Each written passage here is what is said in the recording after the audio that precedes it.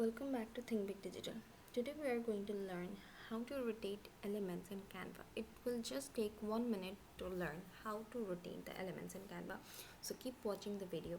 First you need to go to the element, and let's say you are adding any elements in your work. When you are touching the shape or the element, there are a few types of edges right here. So you can see all the resizing of it. Now when you drag it, it will come to a certain position. So this is called the bounding box with handles.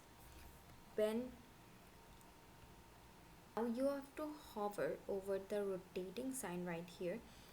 While you are dragging it, you will be able to see clockwise or anti-clockwise you are able to rotate it.